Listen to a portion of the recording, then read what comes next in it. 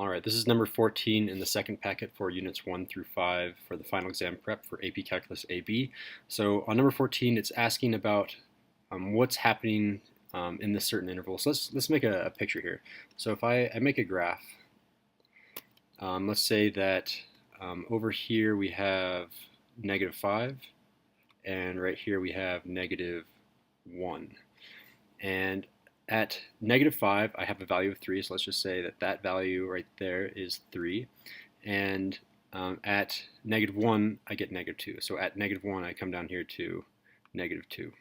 Not drawing a scale, but it's just to illustrate a point.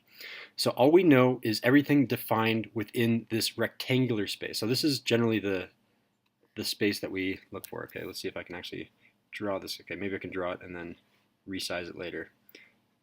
So it's going to look like that, and then if I move this, everything about this area right here we know.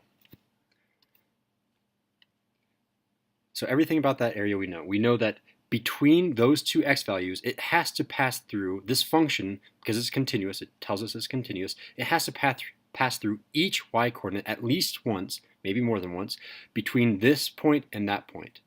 So the top and bottom boundary need to be filled in. So it's saying which of the following could be x if f of x equals 0. So f of x equals 0, that is somewhere on this x-axis. So what happens somewhere on that x-axis? We have to go through it at least once. But where? It's asking for what value of x? Right here, right here, right here, where? And let's look. At -7, that would be over here. We don't know anything about -7. It's not in our box. What about -2? Oh, -2 is, I don't know, right about there. So that is in our box, so that's a possibility. 0, that's right there. My pen doesn't like ground things. That's right there. Not inside the box. Can't do it. 1 is there. 2 is there. The only thing that's inside this box is -2. And if you refer back to the notes, I mean, our notes were pretty bad back then.